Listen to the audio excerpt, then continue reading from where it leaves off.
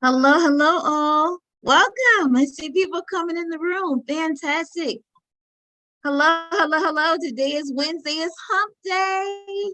The week is almost halfway done. We are halfway through with this week, and I'm super excited.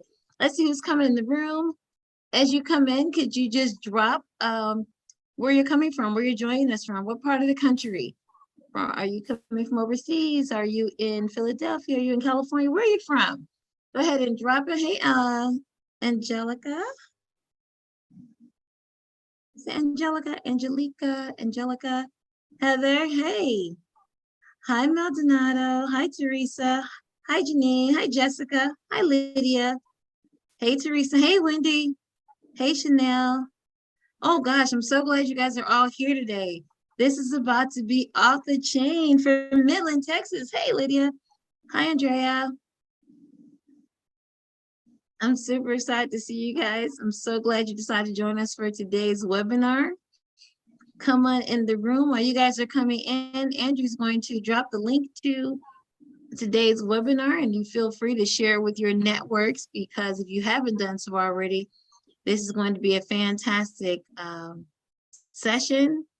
So I hope you guys are excited about today's session as I am. So today is our Be Strong Families webinar series, Staying Strong and Positive for Ourselves and Our Children. As you know, we've been doing this now for, Andrew, is it 2 years or 3 years? 2022. So 2 years we've been doing this webinar series as a way to, thank you, Andrew, as a way to keep us together in community. And we love sharing great info with you guys and great people, great presenters. And so today is going to be no different. Andrew, let's go to the next slide. As you know, these are the ways that we engage while we're on this on today's webinar. We'd love for you to, to be involved in the conversation. We love the interaction, the interactiveness of this group. So when you're ready to speak, just raise your hand and we'll let you unmute yourself if you want to come on screen. We are going to have a time for Q&A. So I would ask that you, if you want to come on camera, that you would wait and do that in the Q&A. And then when you're chatting, we love for you to chat with us. You know that. So just make sure that the little drop-down box says everyone and not to just panelists, okay? Because then nobody else will see it except us, Andrew, Elaine, and myself. And then just be patient with us, because sometimes our speakers are really good and they're going and doing their thing, and we got, a lot of questions coming in. So just be patient with us, okay?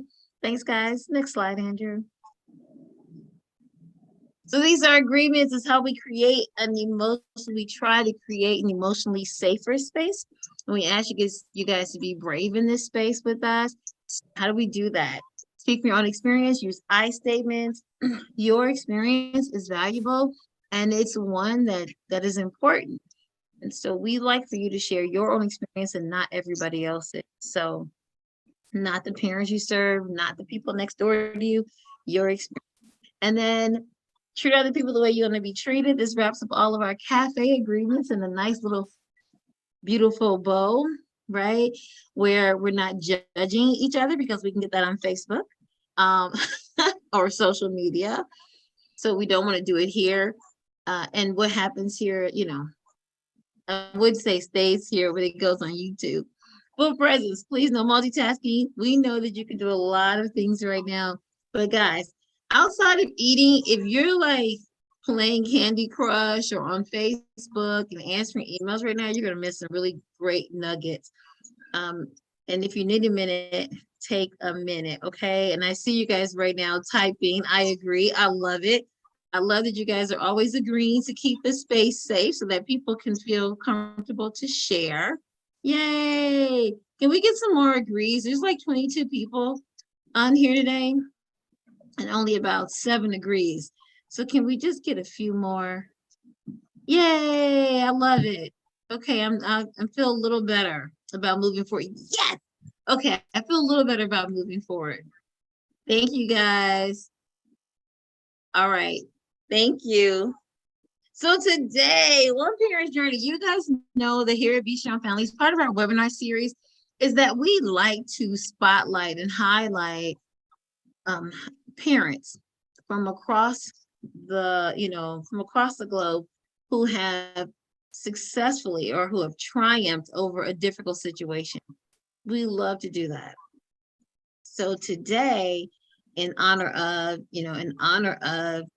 Domestic Violence Awareness Month, October being Domestic Violence Awareness Month, we wanted to bring and have share with you a parent who has a remarkable story of victory and triumph and just overcoming, beating the odds. I sometimes like to call her, I gave her a name a long time ago. First of all, let me just say this about Elaine. We are high school friends, so we've known each other for way longer than I like to admit because I tell my age, okay? But I like to call her, when she isn't bothering me, a miracle in the midst, okay? Because very few people can survive what she has survived and still be who she is. So today, I present and share with you, God wasn't ready for me yet. And our presenter for today is Elaine Sutherland. Welcome, Elaine. Hi. Thank you for being here today. I'm going to go ahead and just turn it over to you and just let you do what you do. Thank you for being here today and for sharing the gift of you with us. I'm going to turn it over to you. Hi. Hi, everyone. I would like to start off by saying I'm glad to be here. I feel honored to be here. And I want to tell a little bit about my story. My story begins in 1997. My husband shot me 9 times. I have 3 bullets in the head currently and 1 bullet behind the heart. I had to go through learning physical therapy, learning to walk, learning to talk. But luckily, I have had no surgeries, so the bullets are still in place. And all of this stemmed from because I told him I want a divorce. And the reason why I want a divorce is because our relationship wasn't working out. He was treating my daughter, who I had by a previous relationship, differently because me and him had a son together that we shared, and he was showing favoritism. And all I said was, I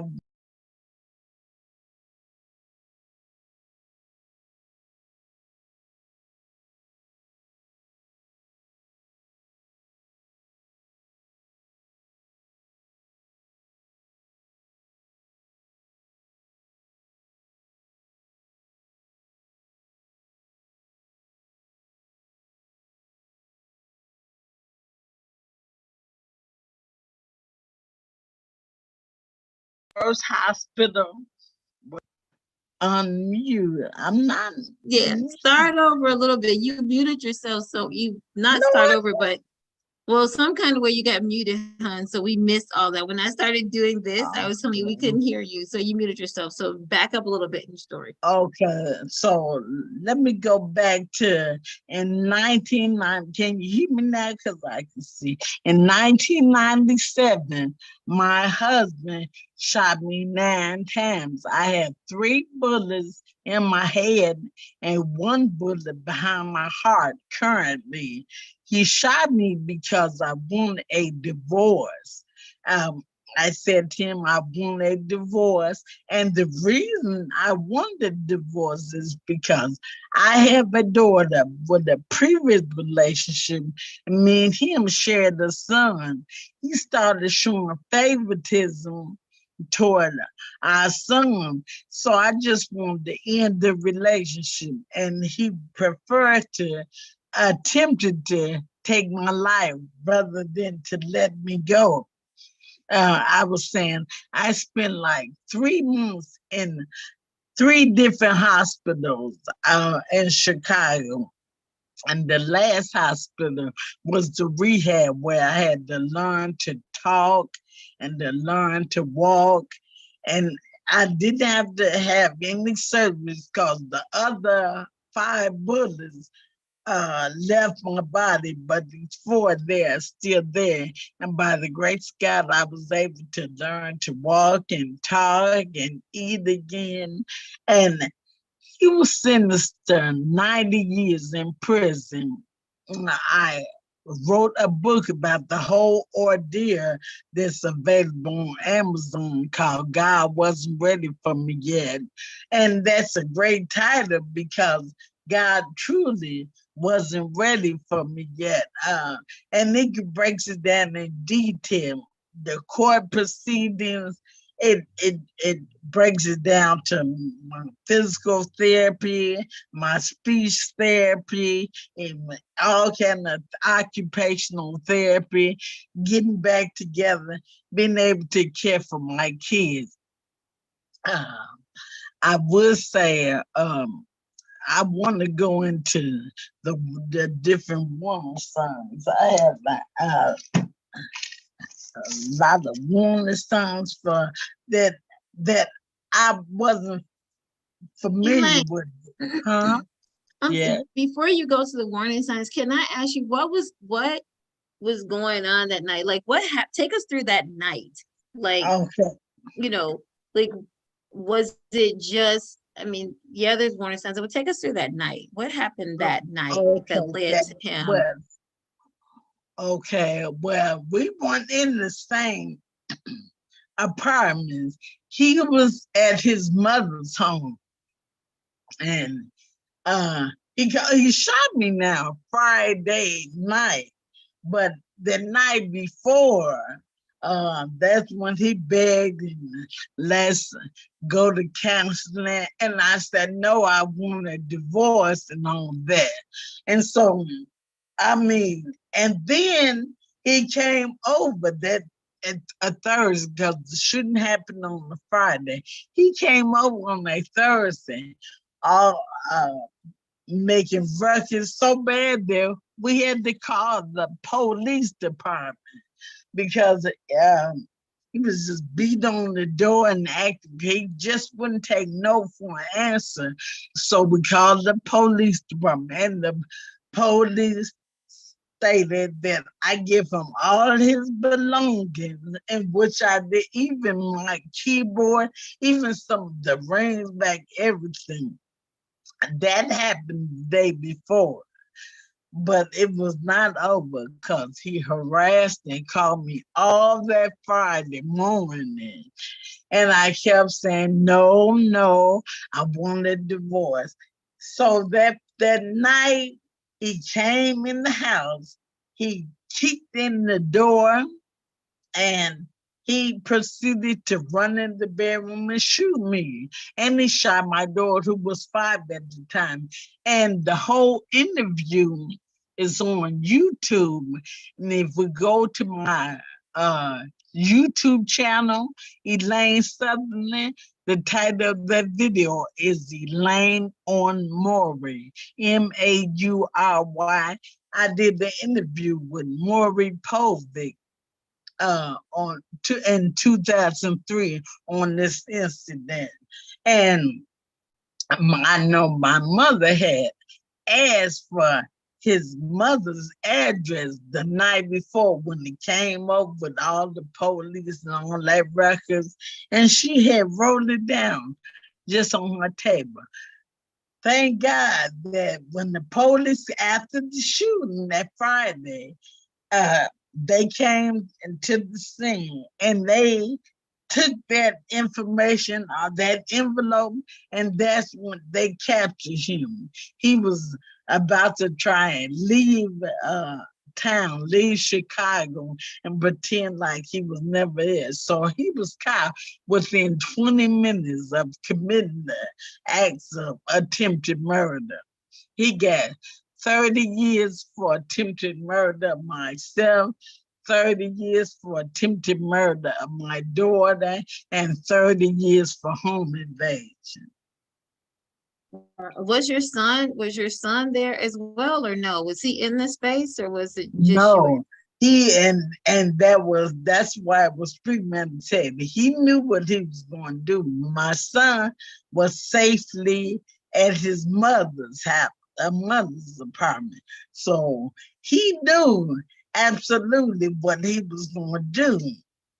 Because he came and shot me at my mother's house. And the witnesses, like, were two of my neighbors that were on the porch. He got the gun out of his trunk. So he was sitting in the parked car until my mother left for work. My mother worked the night shift at the post office. And so she left at around 10:30. So he waited in the car until he saw her left. The coast was clear.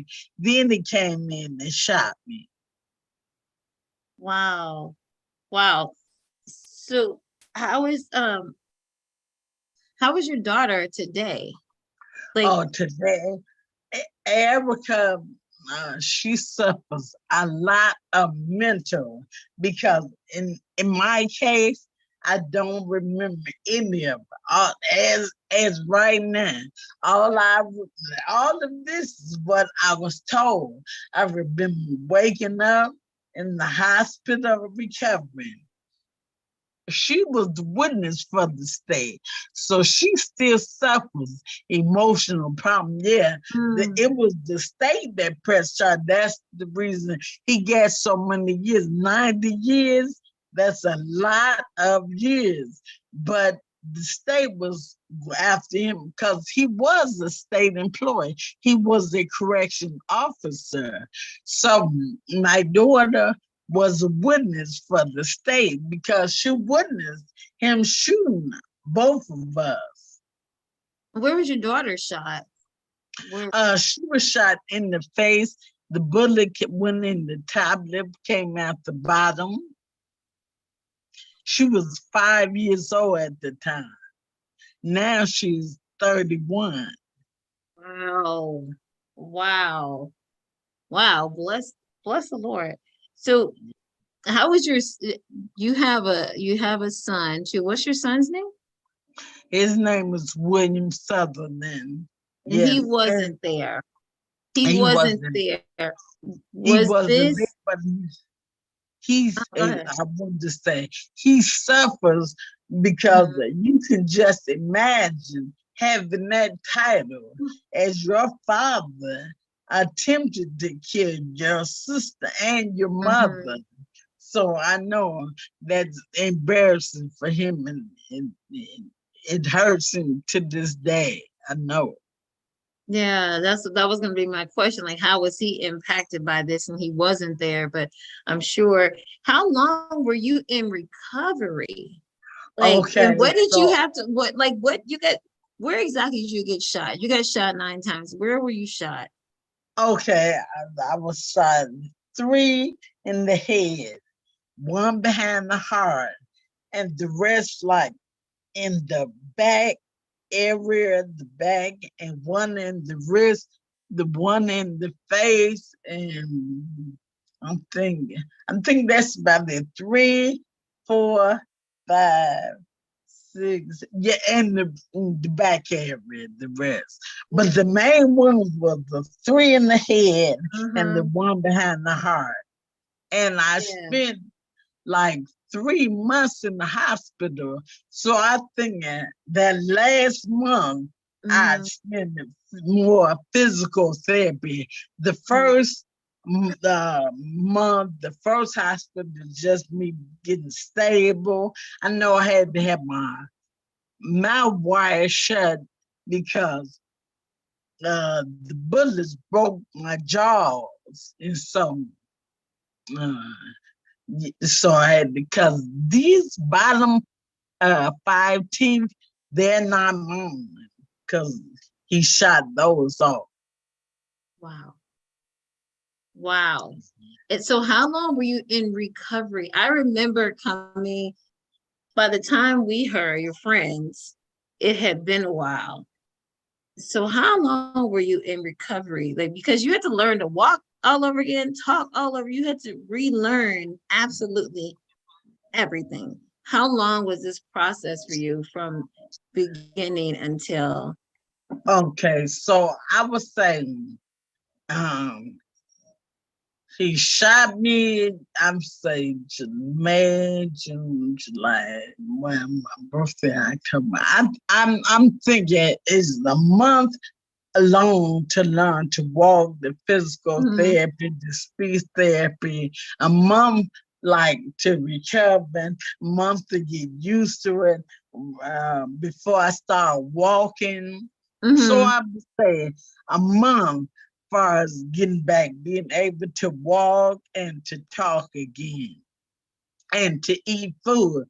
Cause I came home with the feeding tube in my stomach, as we can see. I messed together.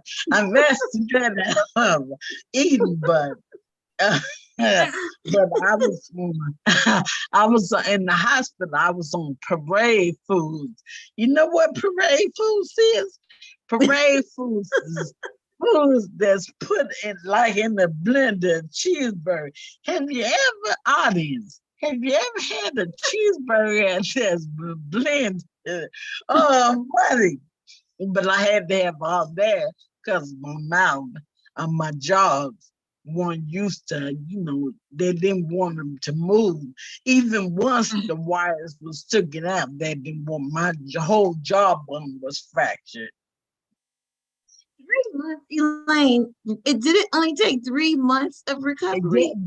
that is miraculous. See, my daughter, we have to look, and this is some big time miracles because my daughter only stayed in the What? hospital 3 days with a bullet, 5 years old now. The bullet made contact, went in her top lip, came out her bottom, and she was only in the hospital 3 days. So 3 months. What? Yes. So that's like some big woo type miracle stuff. Like Jesus. Yes. 3 months for all of that to Yes. learn how to re-walk again and learn how to You walk and and then I tell had what? Was and it only I 3 months? yes, and I was and see so that last part of the month because I was in the wheelchair and I had to learn to walk on the balance beams like they do Mm. balance ball. And so yeah, I would say use that probably was that was at the last rehab and that was like the last of the hospital. So that was like 30 days. And to learn to speak and to Oh my eat. God. What gave you the perseverance to push through that? I mean, I know it was obviously a miracle, obviously a miracle. Even now, for you to be sitting and talking with us, with 3 bullets lodged in your brain. But where did you find I don't know, the resilience to push through? And I'm sure that must have been hard to relearn all of that stuff all over again, and I don't know, like where did you find the resilience, the push, the Now, bounce back? and I have to give all credit to my Lord and Savior because he blocked me from knowing. I didn't even wasn't aware that Mhm. I had been shot. I wasn't when I was learning to walk and to talk. It was like an out of body experience because I didn't know it was me learning to walk. I remember the first time I became aware that it was me is in physical therapy and Mhm. some other kinds the therapist was taking a big long mirror Mhm. past me and I got to see myself. And I said, who is that person with the no teeth? And so, like I said, I didn't know that it was me being shot. That's why when I tell the story, even to Maury Pope, for anybody, it's like I'm telling a story, but Mhm. it's not. And even to this day, it's still. is the big shock of that. Man, that's a whole lot of, you know, that Mm-hmm. to recover from. So I said that had to come from a higher power. That had to come from a Lord to give me the will to want Mm-hmm. to get back. Yeah. And then not knowing that it was me. So I mean, I was determined to live Yeah. whole How, again. how long would you say, well, not how long, where did you find, because my understanding is this happened to you and then you went through 3 months and you had to relearn so many things. How did you, what resources did you use to get better? And I mean, in regards to um, mental health services for your children, or even learning how to parent again, because you were obviously, you know, injured or had were recovery trying to heal, and then so were your children. I'm just Right. I'm just thinking that would affect me as a parent, how I parent, you know, because I've missed Yeah, some pieces. yes. And so upon my discharge from the hospital, I was discharged with two homemakers and around the clock homemakers. And I mean, one homemaker was responsible. My daughter was just turning 5 school age. So she was able to assist me and take my daughter to school. I remember she used to walk me around the block after she took my daughter to school. Mhm. But I gradually got better and better, whereas that I could take my daughter and she would take my son and we because the school was then walking distance from where I lived at. And also I continued physical therapy after I was discharged from the hospital. Walking, physical therapy, it never stopped. I mean, I had it while I was in the hospital, but I had to keep having it, even outpatient. And then, uh, like, I got a lot of assistance, like with Social Security, my way of living, because as we know, I couldn't be on where I couldn't work Mm. because of this disability. But I mean, I really thank God for the assistance for the homemakers helping me. And then I had, when I was in the hospital, I had occupational therapists help me learn to take care of myself, which is Mm-hmm. a good way to get used to caring for your children. And then also, that's another going back to the will, being me wanting to take care of my children. I think I wanted to do it for myself. I saw somebody else taking care of them, but there's nothing like being able to take care of your children for yourself. Mm-hmm. So, Yeah. mhm. I know you to be a woman of faith. How did your church support you during this time? Oh, okay. And see, I was in between because we were living, my husband, we were living in Springfield. So my Mm-hmm. church was in Spring. I was in transition, but my mother's church, it was the Apostolic Church of God, Bishop Brazier. He jumped right into it. And after that, after the whole shooting, I know when I was able to, I joined his church, Apostolic Church of God, and I became an usher. And I mean, I got more involved in the whole church thing. But this happened in between Mm-hmm. churches because we lived in Springfield, but yet I ran to Chicago trying to get away from the ex-husband. Yeah. I think as I've heard you over the years talk about the bishop and how he supported you guys. So I guess I was asking that, like, what ways did you feel like he supported you? Okay, like I mean, because I did say He prayed for me. He came to the hospital to pray for me. Went to, because my daughter was in the children's hospital, came to pray for her. But I felt like being a part of the usher board was very supportive, because a lot of standing and the slopes, all that was training, because my balance is off because of the shoe walking. And I feel that being a part of the usher board really helped me progress in my ability to walk. And they were so supportive as far as the children. I mean, I felt like a protection, if you will. Yeah. Wow, Elaine, every time I hear your story, because I've known you for a while, and every time I hear your story, I'm always sort of blown away by, I don't know, the miracle of it all, the miraculousness of it all. Like, oh my goodness. And to look at you now, you would not think that you were, shot 9 times or had 3 bullets. And what led you to, because you have a book, so what led you to write that book? Like, oh, you mean this book here?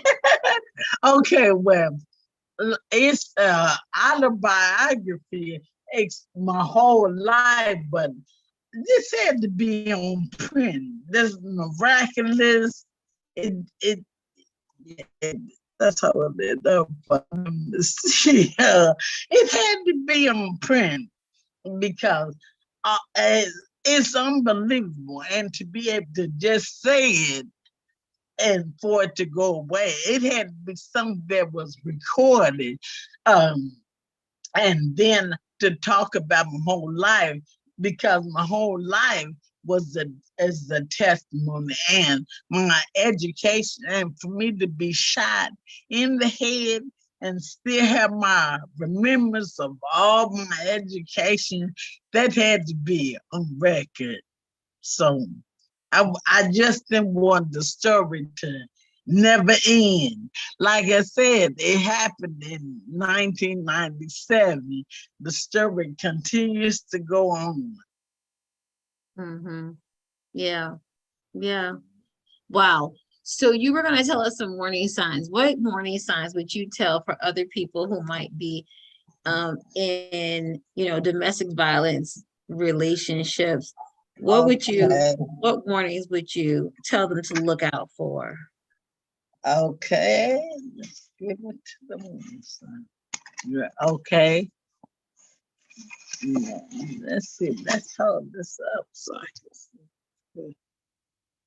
Oh, I like it better. 1 second. Let's see.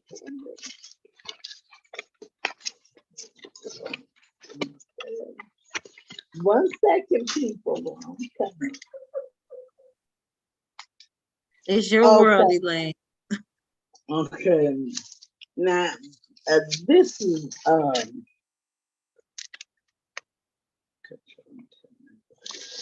now this is one that's more serious. Controlling, telling you never do anything right. This is more of a verbal warning sign.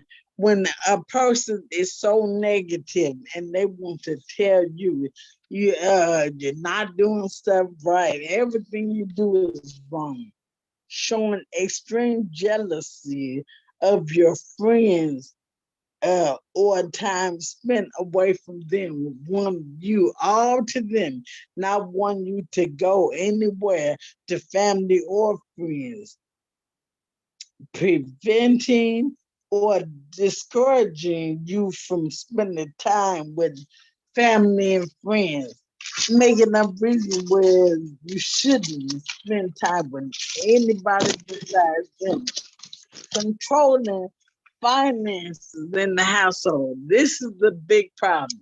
This is a lot of people stay in domestic violence situation because They have no finance. The man has control of all of the finances, pressuring you to have sex or perform sexual acts you're not comfortable with, forcing you to do something that you really don't want to do, or pressing you to use drugs or alcohol, um, use this and you don't want to use it, but they come up with the excuse, oh, it'll help you.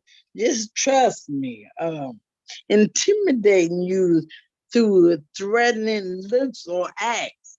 I mean, a certain look or a certain stare that can mean shut up or so.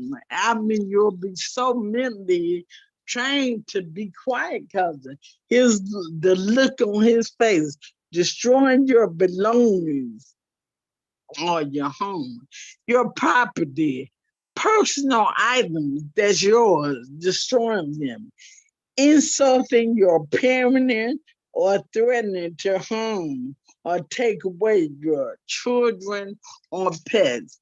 This is the big one too. Um, far as threatening to take away, what can hurt a mother worse but to be threatened to have her children taken away, or criticizing how you are taking care of your child son. Uh, it's a lot of different warning signs, but I mean, um, and as I look back at my own situation, uh, some of those warning signs do come out clear. Do come out clear now. Close my camera, but yes, and one of the major ones is threatening to take away your child, or criticizing how you're going about raising your kids, or taking it, or feeling not good enough to take care of your children. And a lot of women stay because of that finance, that's a big one too. Meaning, I cannot afford to take care of my child. So I have to stay and put up with whatever is going on because without his finances, where can I go? What can I do? Yeah. In what ways was he what in what ways did he control your finance? Like did you not have access to the same accounts that he had Oh, access to, oh or well. how does that look? Okay, see, well, I'm saying this, I'm speaking for others because, see, I already always had my own finance. I had my own bank account. That was mine, so he couldn't control me financially. I mean, I had a job. I worked at the prison too. I had my education, so my finance was totally separate from him. And see, that's another warning sign too. If your maid does not, you, I don't even think he knew I had a bank account. That's tricky right there because I didn't trust him enough to even share that with him. I don't even think he knew I had my own bank account, but one warning sign, like I say, threatening to take away your kid. I remember that Thursday before he shot me, he brought over my son. My son was about 3 at the time. He brought over my son. My son was just crying and crying outside the door, and he was beating the door and crazy. He brought him over as a tactic to make me open the door, and that's what I'm saying by when they can use your child or whatever to get what they want. But that didn't happen. I didn't open the door. I just called the police. But he did. He did bring my son hot, and my son was out there crying, and it hurt me not to be able to. But I was afraid. Mhm. for good reason, but he did use my son as way. So that was the warning sign right there. Mhm. Yeah. Thank you. Elaine, can you share the resources? So I know that you wanted to share where people can find help if they feel like they're in a domestic Yes, violence yes, I situation. sure do. It's on the Uh, screen. yes, on the screen. The National Domestic Violence Hotline is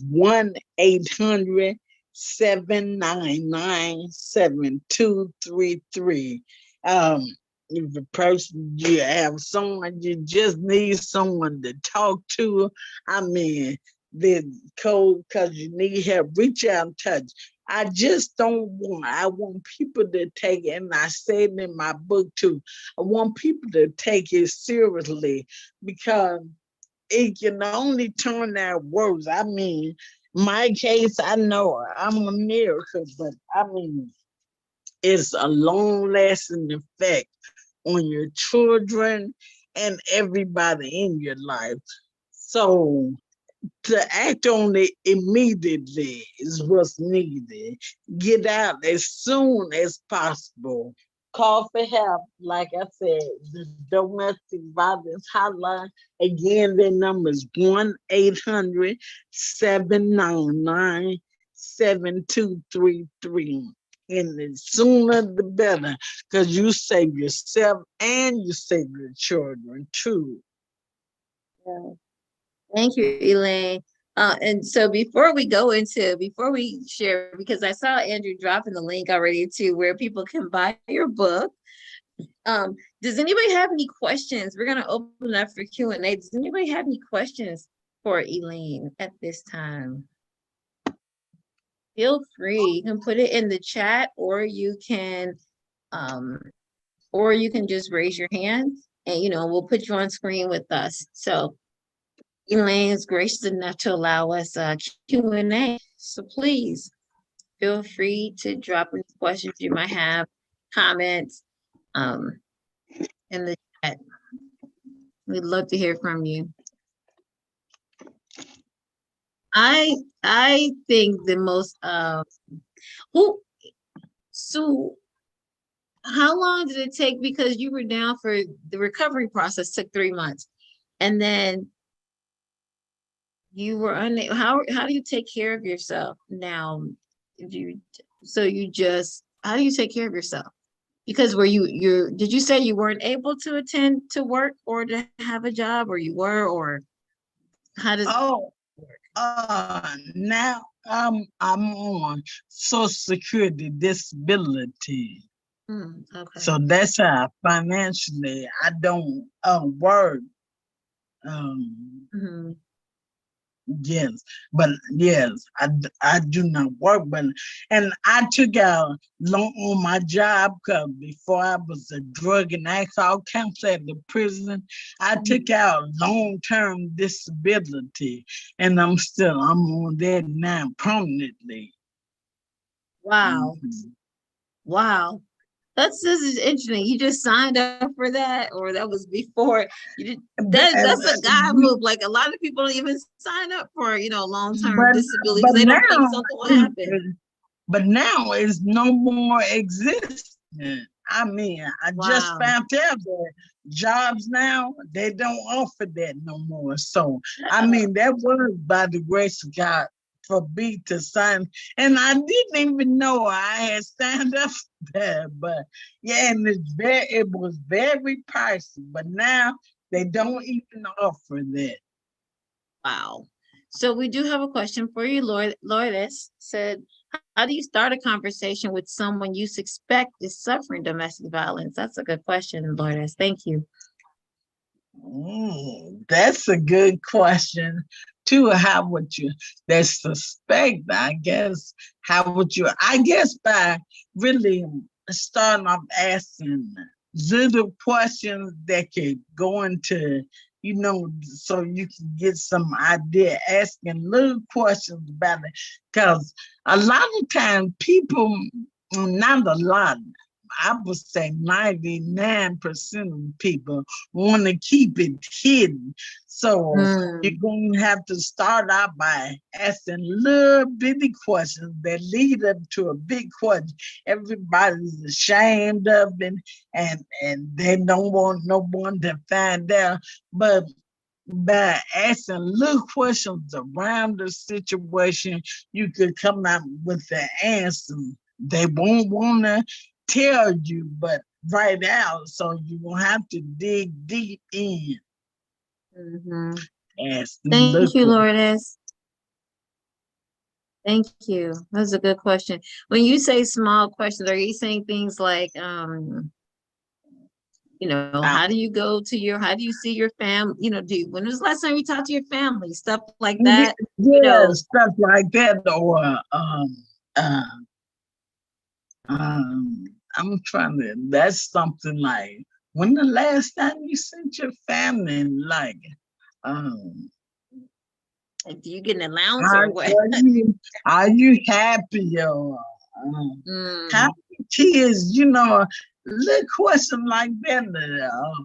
At the holidays, what did you do for your kids' birthday? Because one thing I noticed too, the abuser wants all the attention always on him.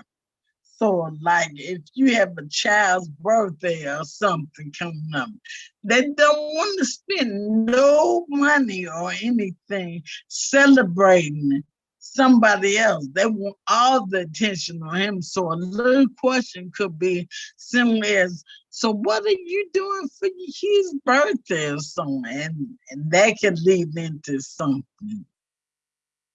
Those are conversations that lead them to sort of think about what's happening in their situation. Okay, I can see that. I can see that. Any other questions for Elaine? Thank you, Lourdes. I often talk about, I think it's important to talk to, therapists, counselors, people who can provide concrete support.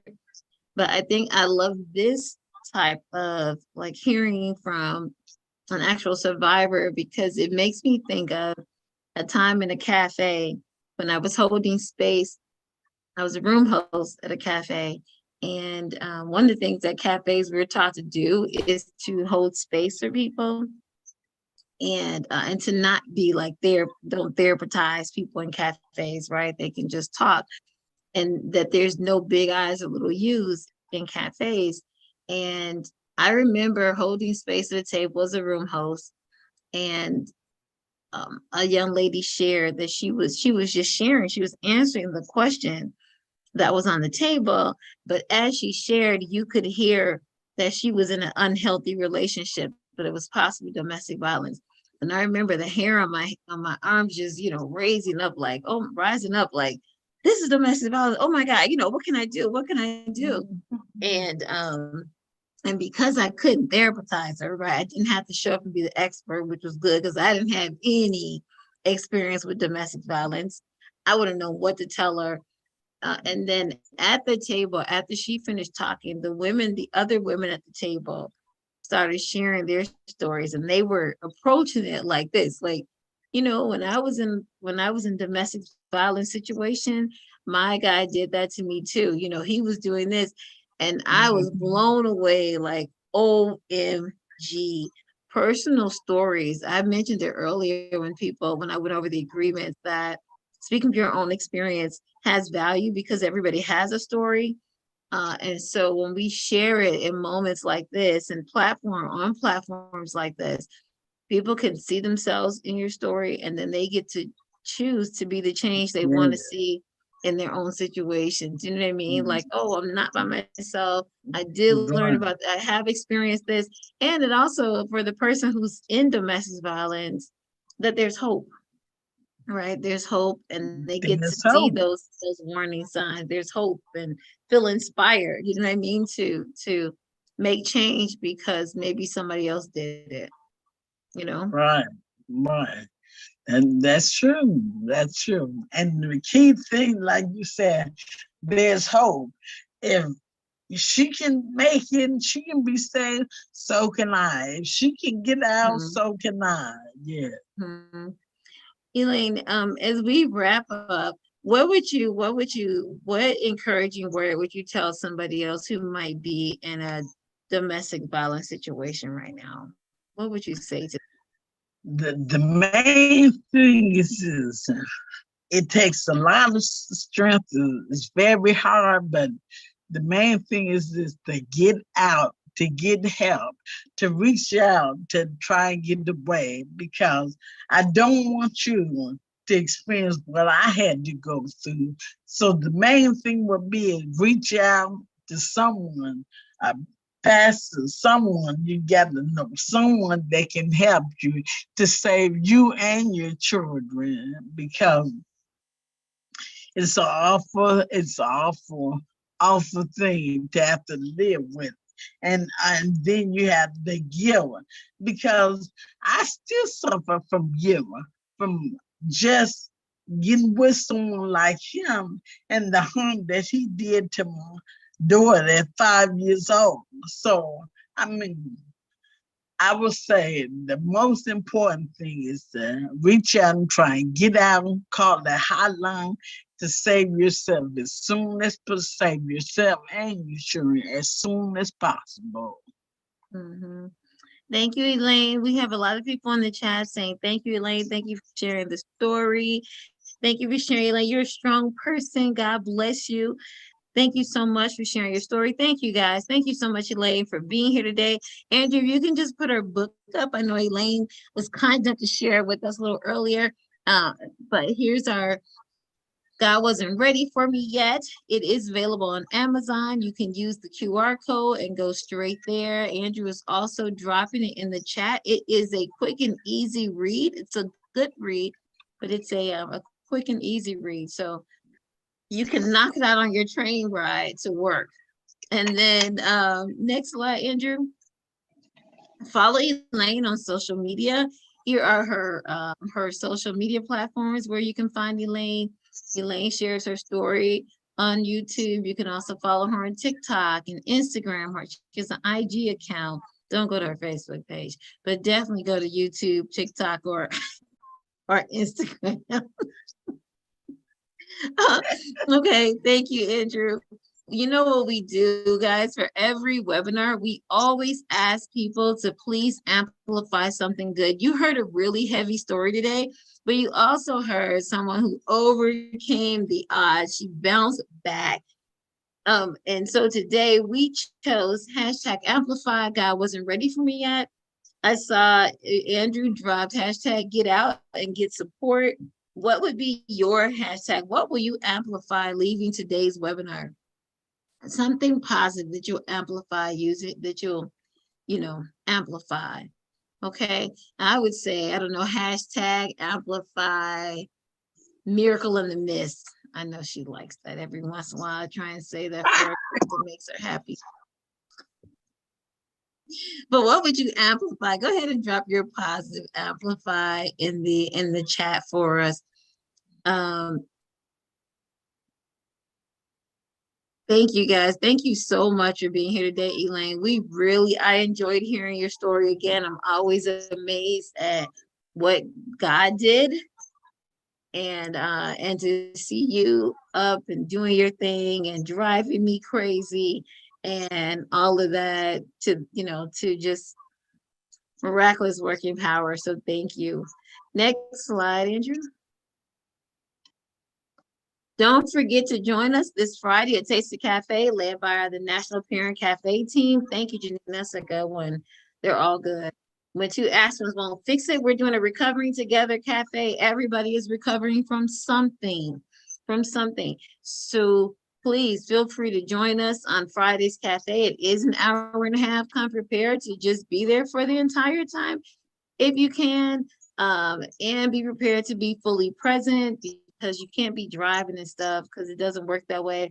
But we want you to show up. So use the QR code and register today for this Friday's Recovering Together Cafe. Next slide. I love these amplifies, hope and grace. Yes.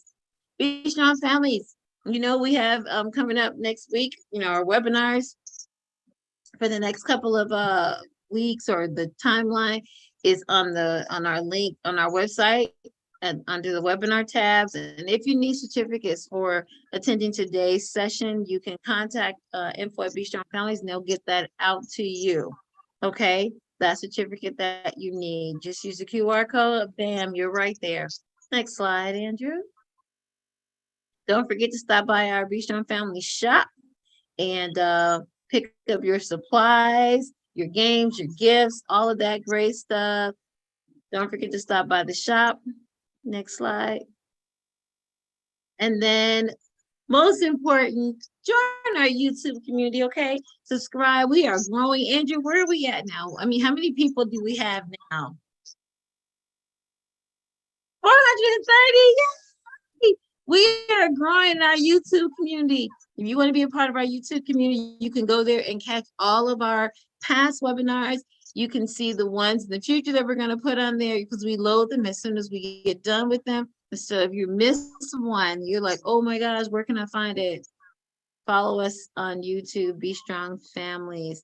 Thank you guys so much. Today's webinar was amazing. Thank you again to our guest presenter, Elaine. And thank you for all of you guys joining us for lunch. We really appreciate you. Thank you for making our webinars great. Don't forget to tell people this happens every week, okay? Next time, bring somebody with you. Thanks, guys. Thanks, Elaine. Okay. Thanks, Andrew.